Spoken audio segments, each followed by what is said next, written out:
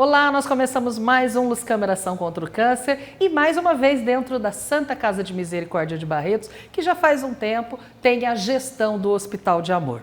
Hoje a gente vai falar de um assunto atual, afinal de contas nós estamos em setembro, estamos na Santa Casa e nós vamos falar do Setembro Amarelo. Para isso, eu estou aqui com o Tiago é Tiago Gabriel de Souza, ele é psicólogo e atualmente é o psicólogo hospitalar da Santa Casa de Misericórdia. Tiago, Setembro Amarelo, e eu estou vendo que você está inclusive de amarelo. Sim.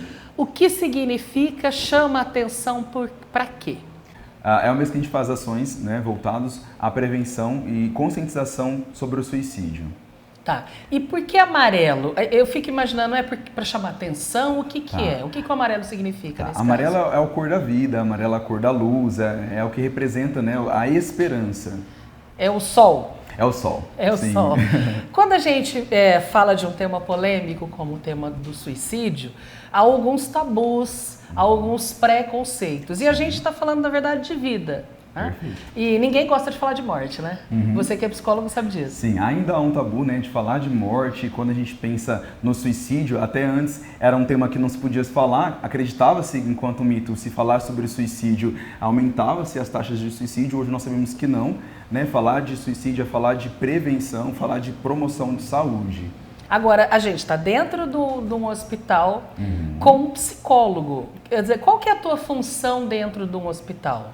Perfeito. Aqui nós estamos numa unidade de urgência e emergência. São pacientes que vieram a tentar suicídio e ainda mantêm a ideação suicida, que são os pensamentos de querer deixar a vida, Mantém um alto nível de desesperança, esses pensamentos e um sentimento de que não vê mais saídas. O meu papel é do paciente conseguir buscar a ressignificação, dele olhar para a sua vida enquanto algum sentido, dele consiga se apropriar da própria vida e mudar algo, ou repensar algo, caso a tentativa tenha sido abortada, Porque esse paciente ele vai ter duas entradas. Ele pode vir via pronto-socorro ou UTI, mas aí ele fica internado se ele mantiver a intenção suicida. Agora, desejo de morte. quando a gente fala em pacientes que chegaram a fazer a ação, a gente está falando necessariamente da doença depressão ou não?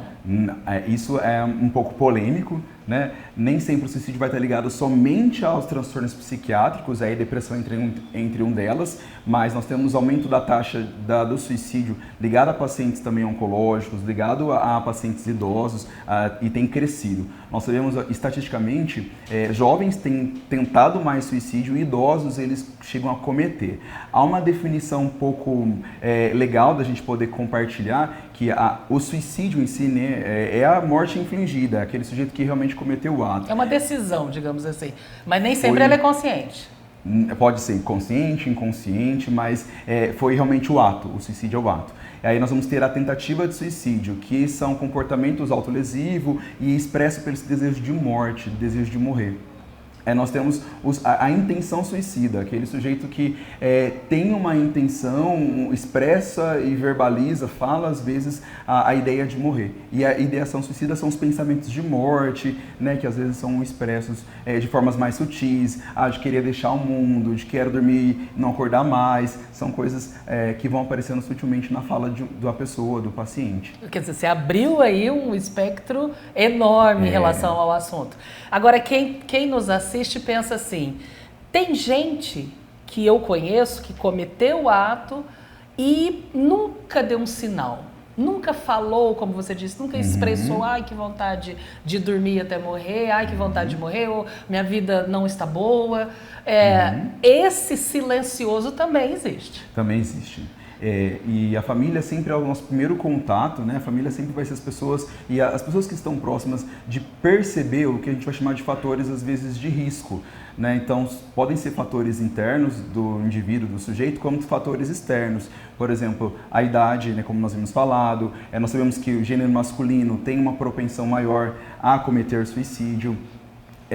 se a pessoa passou por uma situação recente que foi muito difícil para ela lidar ou encarar com essa situação, por exemplo, um término de um relacionamento ou um vínculo social bastante limitado e restrito. Então, há algumas... Até mesmo o diagnóstico do câncer, já que a gente está num programa que fala tanto dessa doença, Perfeito. Como a pessoa vai lidar com o diagnóstico, né, como ela vai enfrentar isso, também pode mover e o pensamento de morte pode aparecer.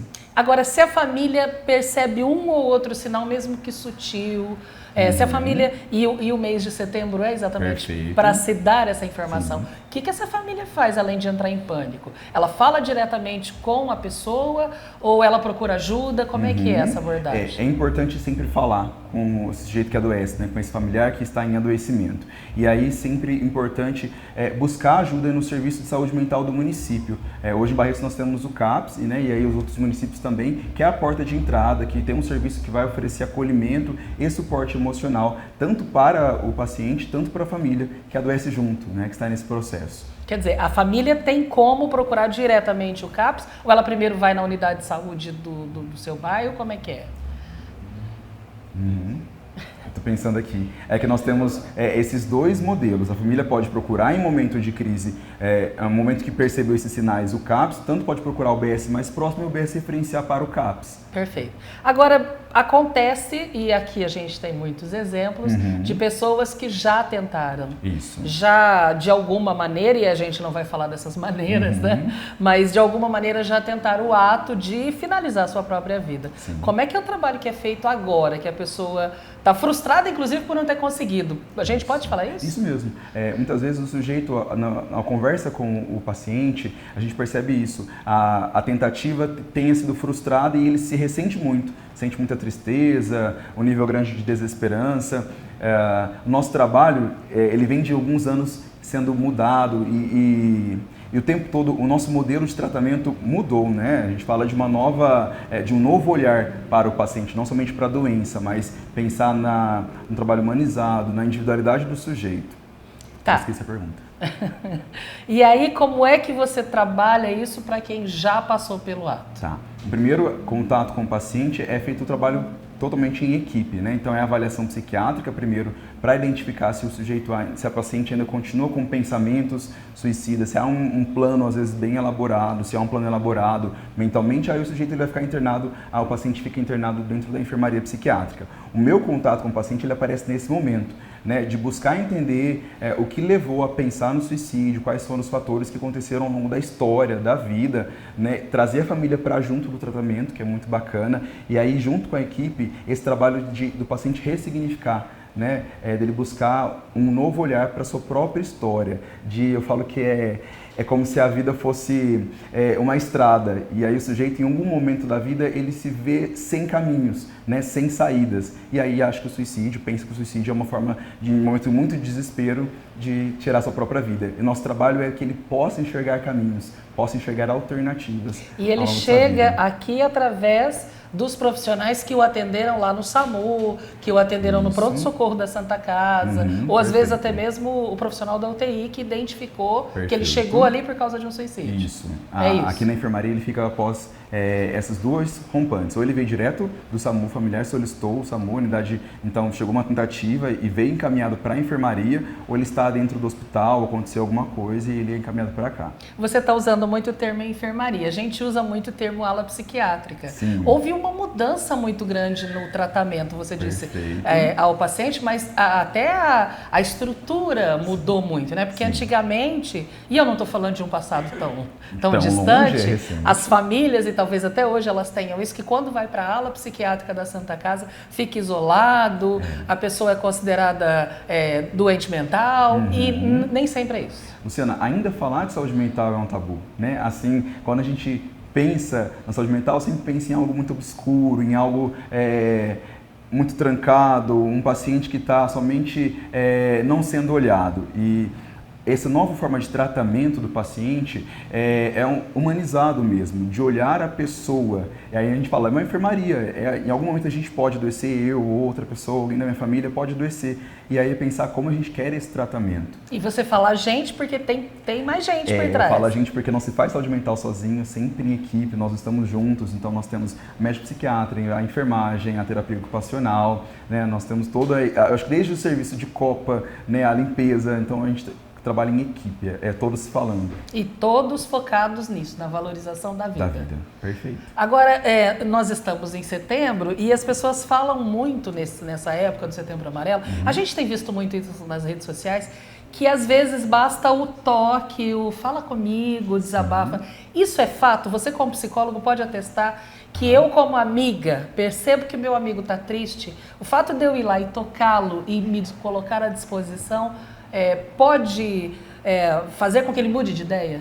É bacana, Luciano, a gente pensar que se eu demonstrar um interesse genuíno, né, para a história da outra pessoa, né, para meu amigo, seja uma pessoa que, sei lá, fez uma postagem em redes sociais que a gente percebe às vezes, se eu demonstro um interesse genuíno de querer ouvir o que aquela pessoa tem a me dizer, não somente a gente fala, não é somente ouvir, mas a escuta, né, estar atento. Um profissional habilitado com certeza tem mais afinidade para isso, mas acho que os amigos, as pessoas mais próximas, a família pode sim ofertar esse primeiro cuidado, essa primeira atenção, esse primeiro olhar. Até mesmo para indicar um profissional. Sim, até mesmo para indicar um profissional. A gente sabe que se falar de suicídio, isso 90% dos casos, o desfecho pode ser muito diferente. Se a gente fala de prevenção, de trabalho, de promoção da saúde.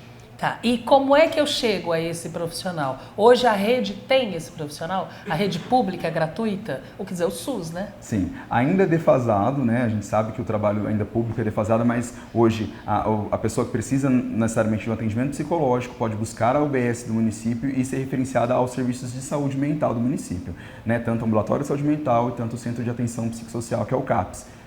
Estar atento ao outro salva vidas? Sim, sem dúvida, salva vidas. Muito obrigada, viu? Muito obrigada. E é isso. Se você quer saber mais sobre qualidade de vida, se você quer saber mais sobre como é a humanização do tratamento em saúde, acompanhe a gente. Tem tudo lá no nosso site, hospitaldeamor.com.br. Esse e muitos outros assuntos. A gente se vê por lá. Até mais.